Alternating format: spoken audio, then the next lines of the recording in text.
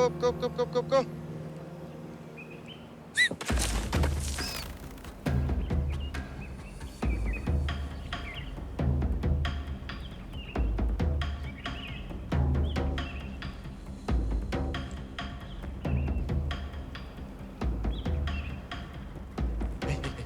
Hey.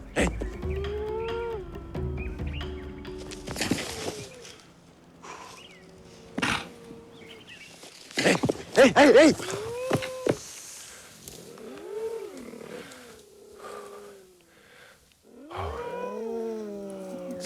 If I will be a springbok right now, I will probably not live very long. I can, through my eyes, show them my determination. But as soon as I play weak, or like a prey, then the instinct will trigger. They will chase me. That's exactly what they need to hunt for themselves later, in freedom. Showing my back would be quite dangerous in normal time, but they know what I mean being here. I'm not a prey, I'm not running, and I'm not really a threat because I'm moving away slowly. The spark of this project here was to help 4 orphans, cheetahs, while they actually lost their mother a bit too young. My duty, my job, was to replace, as far as I could, this mother, to make sure they can grow up and be strong here in order to hope any potential freedom later.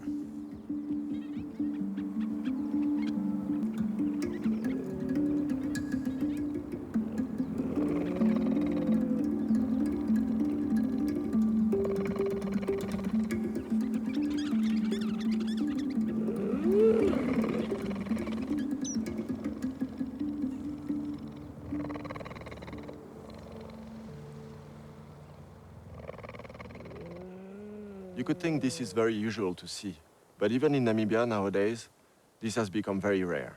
Actually, 3/4 of Namibia is private lands owned by farmers, which have put kilometers of fences all around their property, and that reduced drastically the territory of wild animals.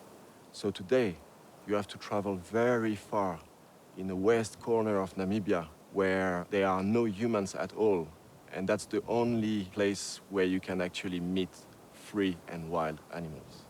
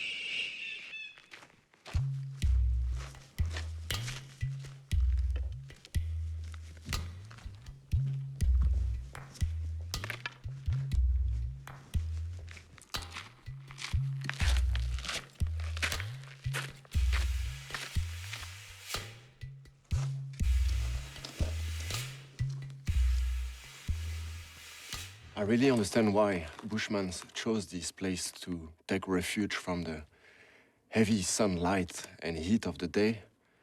I could spot a very interesting way for Bushmen to create and to communicate between each other, because Bushmen are nomadic people, And they have this incredible way of painting.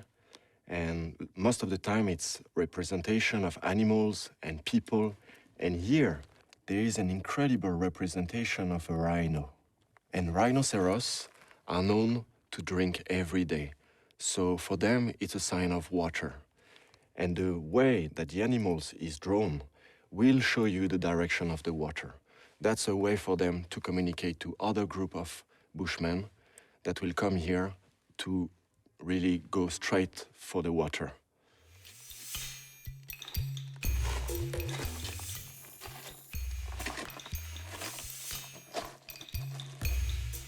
This painting here is very unusual. You can see actually 5 men, and 4 of them are crawling. It seems that they are covered with something, maybe a skin. And that's the way they hunt, that's the way they approach and get very close to the animals, because their bow is very small and they can't really shoot from far. You can see the drawing of a kudu. And kudus are also very important because they are big animals. They are providing a lot of meat at once. And their skin also is huge, so they can make quite a few things with it. And that's a very good sign. That's a sign of meat, shelter, happiness.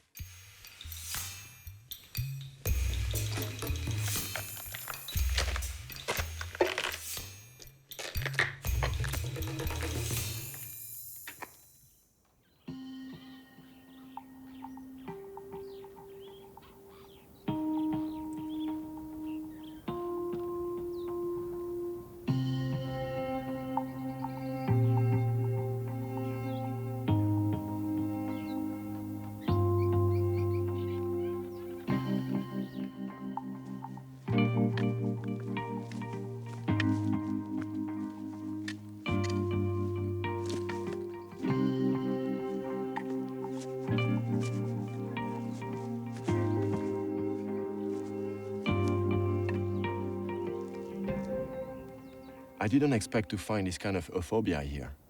This one is called the Euphorbia damarana. Very toxic. It's got this milky poison inside. And the milk is actually used by the Bushmen to poison the arrow for hunting. And this milk is so powerful that if you touch your skin, it will actually go deep inside and intoxicate you big time. Only rhinoceros will like them and will eat them. All the other animals will avoid it, and me the first one.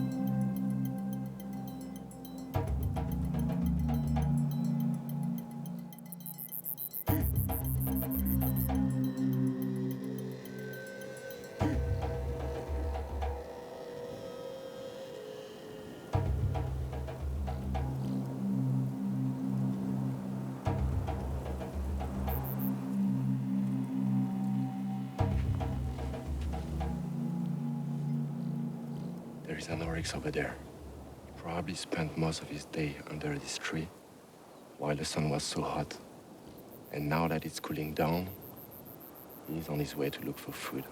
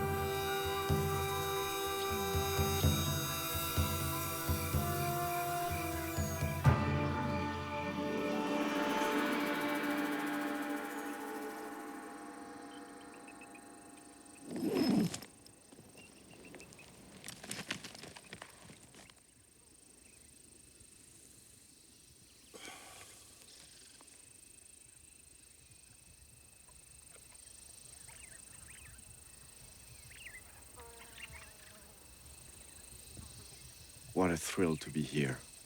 Everything is so quiet. The sun is rising.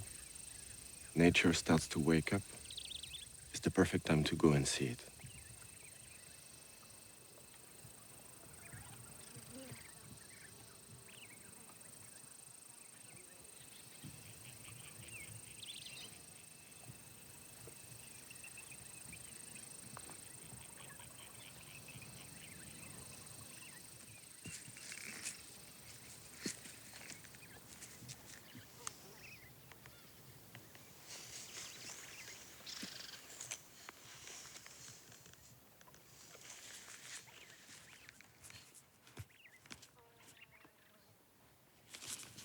It's really full of tracks here.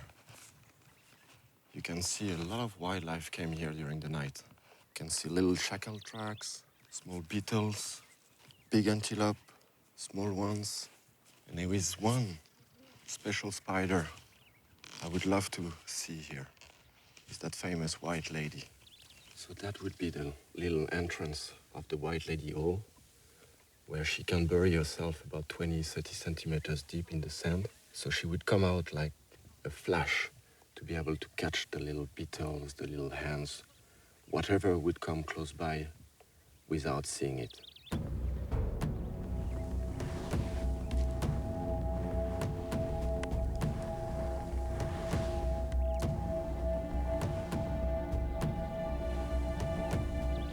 We can now clearly see the gallery. I'm almost there.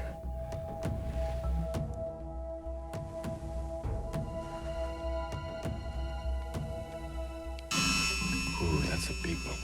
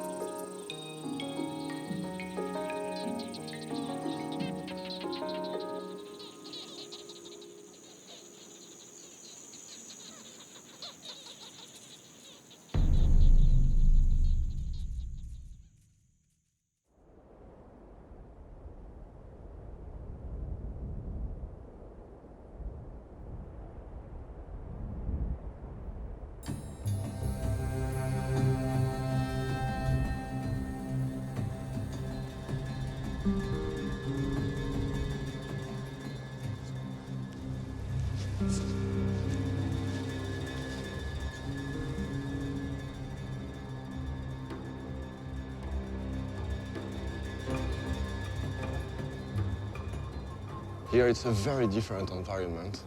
I just got to the door of the Namib Desert, the biggest sea dune in the world that actually will drop in the Atlantic Ocean. And here, the wildlife, from the smallest beetle to the oryx, managed to adapt themselves to survive in a place with no water, where you can really feel it's so dry.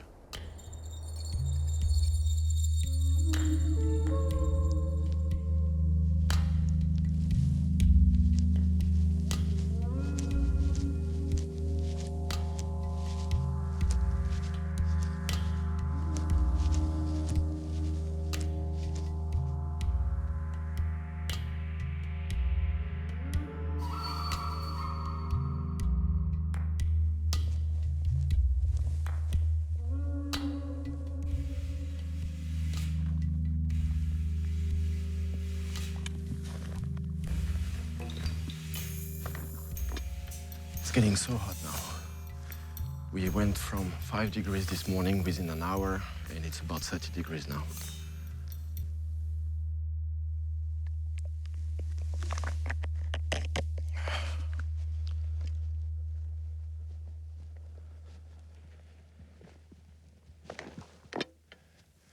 This magic place is called Dead Vley, which means dead marsh, because long time ago the dunes blocked the Tsochab River and the place dried out. This tree would be between 500 to 900 years old. It does look petrified, but it's because of the dry atmosphere here that it can't actually decompose.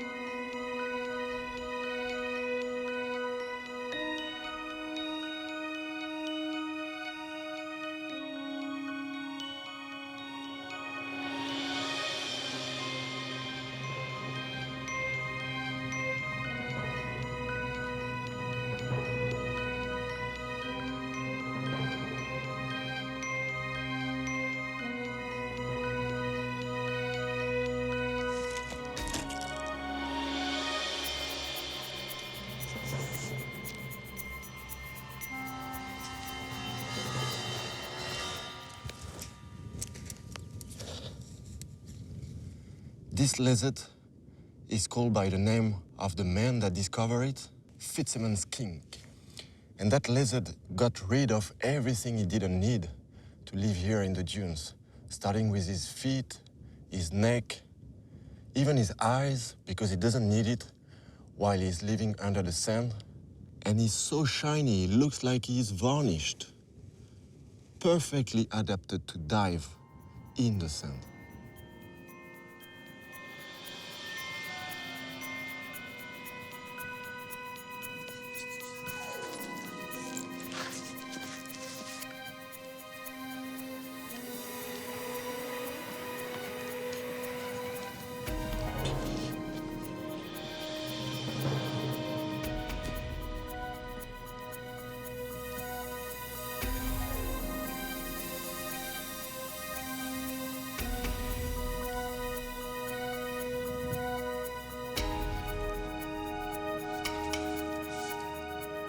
There is a snake track.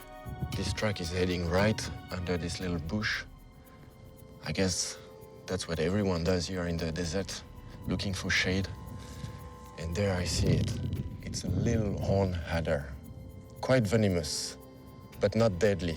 If I would get stung by a horned adder, my tissue would get destroyed, and that would be quite a bad news for the rest of my trip, obviously. So I will try slowly to pull her out. Whoa.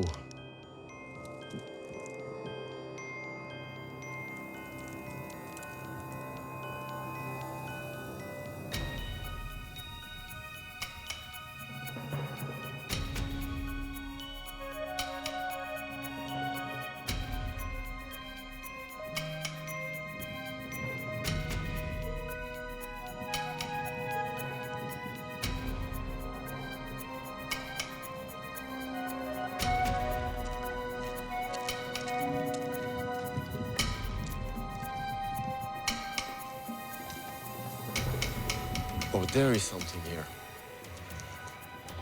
That looks pretty much like a gecko spot. This is actually the perfect location here. These small dunes are permanently exposed to the wind, which makes the sand very hard enough not to collapse while he is digging.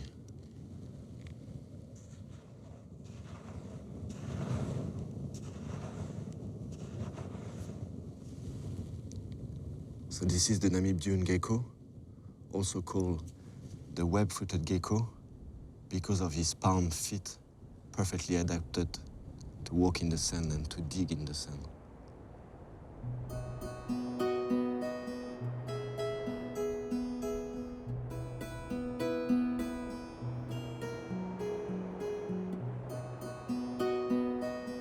Now I'm gonna let him go back. So I will dig a little bit first.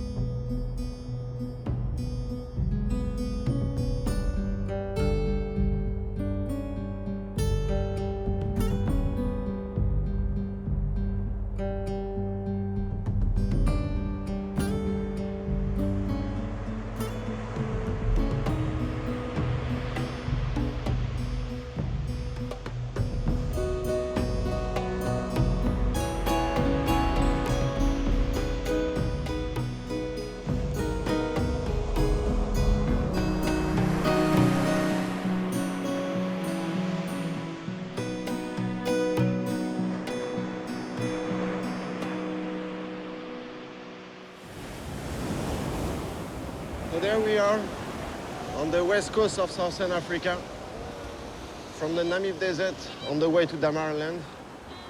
I get here on the coastline where seals colonies are huge because of the cold current of the Benguela, bringing so many foods, so many fishes, so much life around here.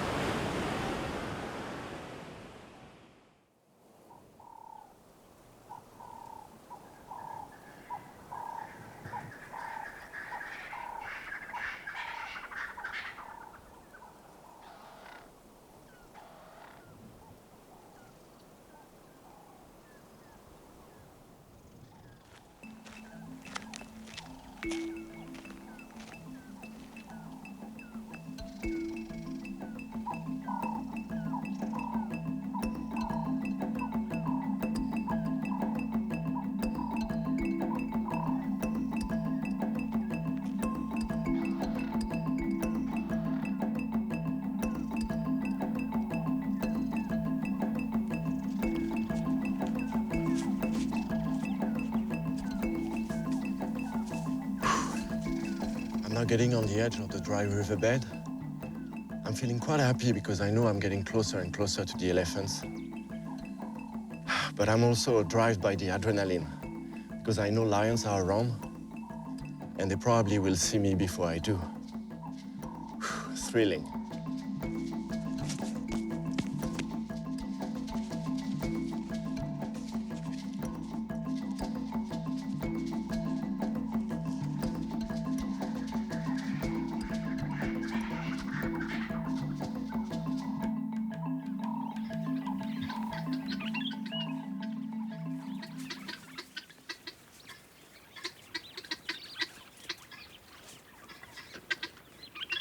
It's really incredible to see giraffes in such an environment.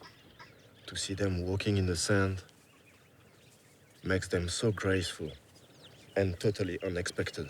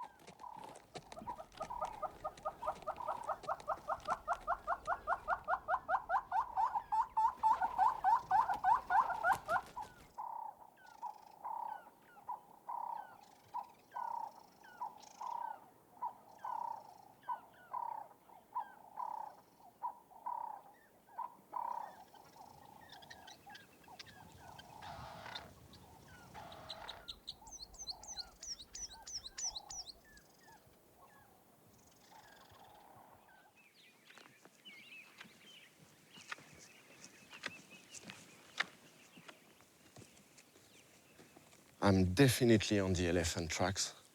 I can see their droppings here. They're not very fresh, probably from last night.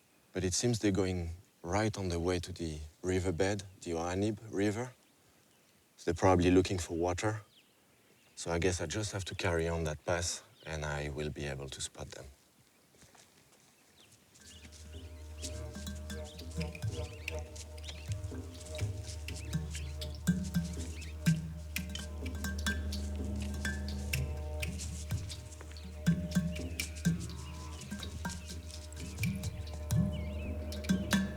Oh, these are real fresh tracks. It's quite beautiful, actually. You can see all the drawings below their foot, and I can obviously see their direction. They're heading that way. And it's almost like a digital print. Every elephant's got his own print. And I can see small tracks as well. So it means there would be a baby, probably with his mother. So I'm gonna be quiet and slow.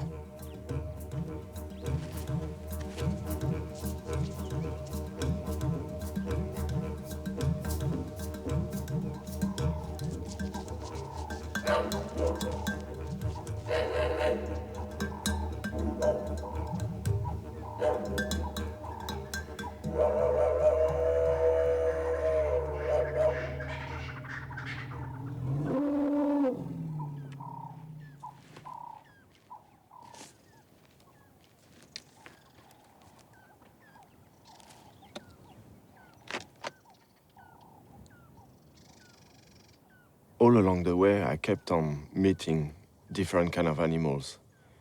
It's actually incredible that I could see so many of them. Being so close to these big elephants makes me feel like I'm the first man on planet Earth.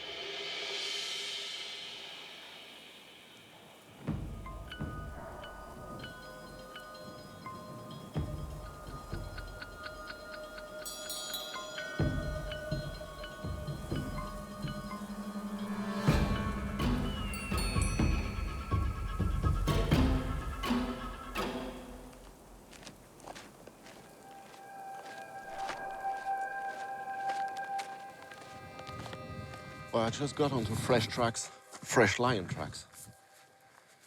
And they are very big. Apparently, it's only one male lion. And the size between two spurs is really huge. So the lion was probably running towards, I'm not too sure what. Because I saw a vulture earlier flying, could be a kill. But they are so fresh that I really have to look around and be careful. Because this lion might be around. Any bushes, any trees that can provide shade, it could be under right now because it's getting really hot. Whew. I'm on the right track.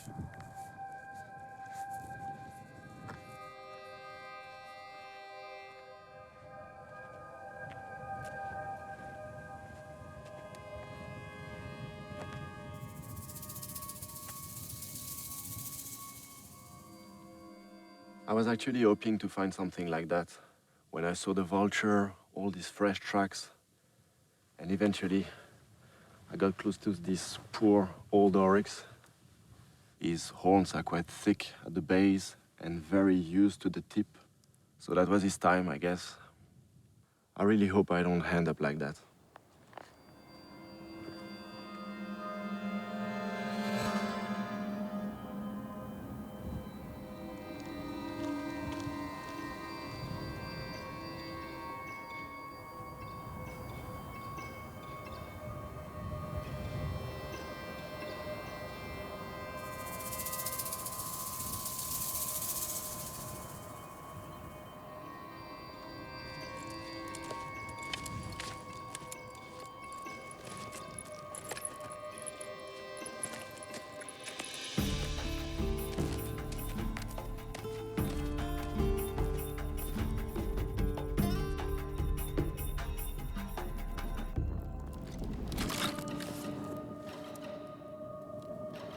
Everything is so quiet around here. All the sounds I could hear during the daytime have disappeared completely. I kind of feel lonely.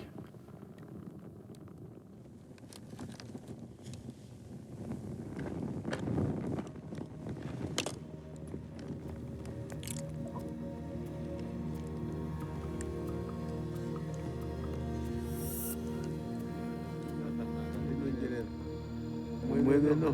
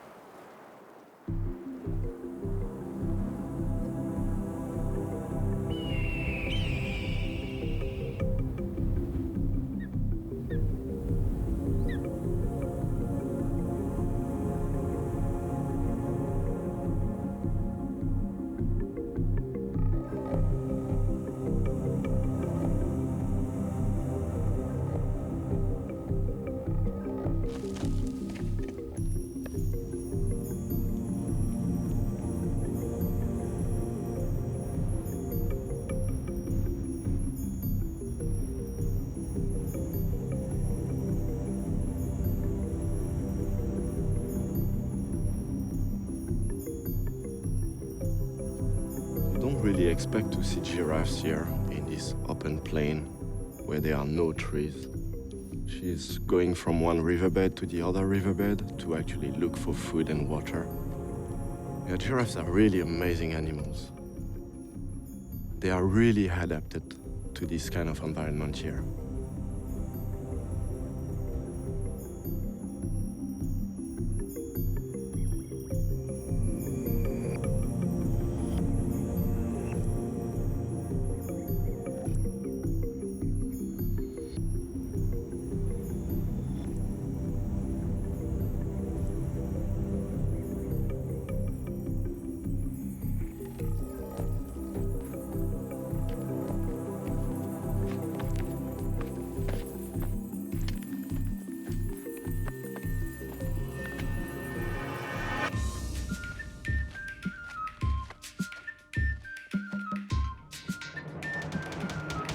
Hi, I'm Oliver. My name is Philip. I'm really glad to meet you.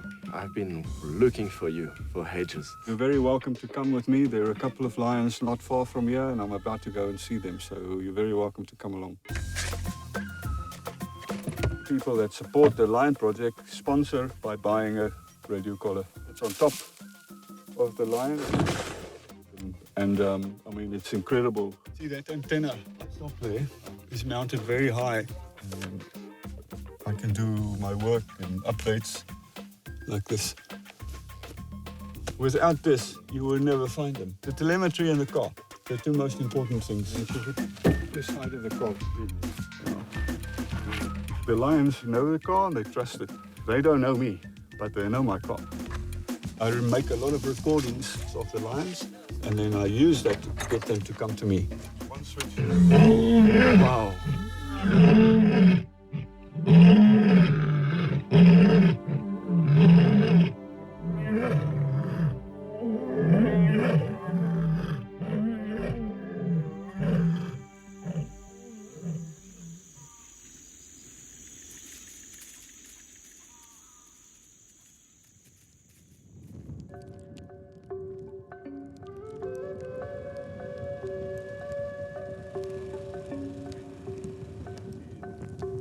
Never go.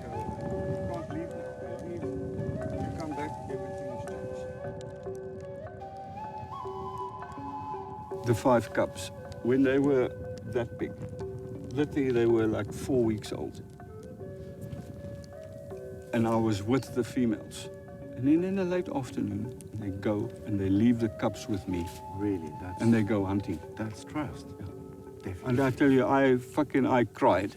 So you Because it was like I was part of the family. Now that was to me one of the most amazing experiences I've had.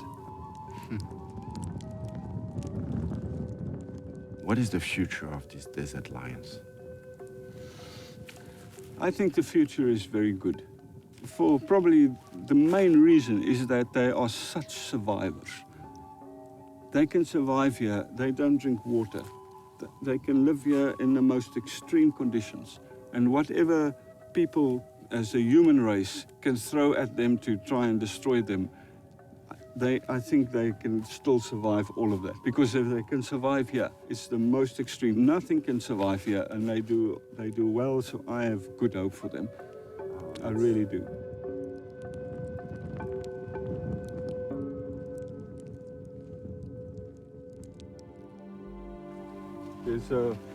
It's not very comfortable, but I'm sure you'll be fine. Really? Okay.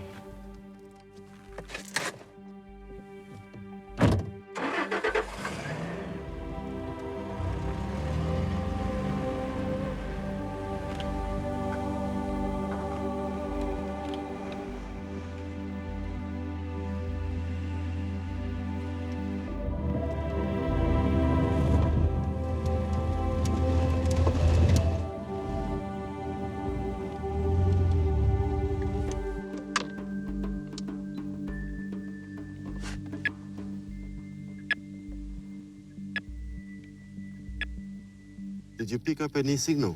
Yeah, I just picked up a signal of a group of lions that I've been looking for a while. It's the floodplain Pride, and they're about 2 kilometers in that direction. So hopefully we can go and find them now. Very good.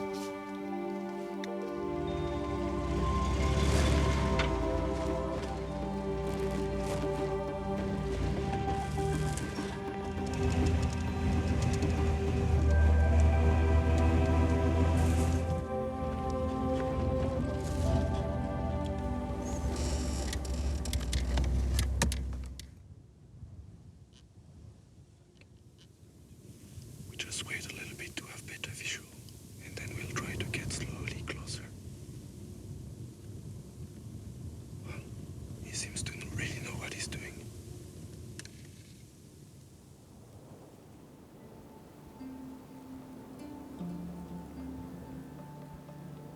I try to observe them without them even knowing I'm there. They know I'm there, but they mustn't be stressed by the fact that I'm there. We all thought that the desert lions had gone extinct by the late 1980s. A few years later, people started picking up tracks of lions in the desert. What had happened is that a small population of them survived in the mountains where nobody could get to.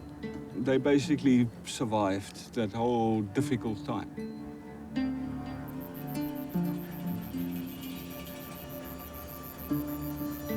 The population of lions that live in the desert is about 150. And of those 150, I have 38 lions with collars, telemetry collars.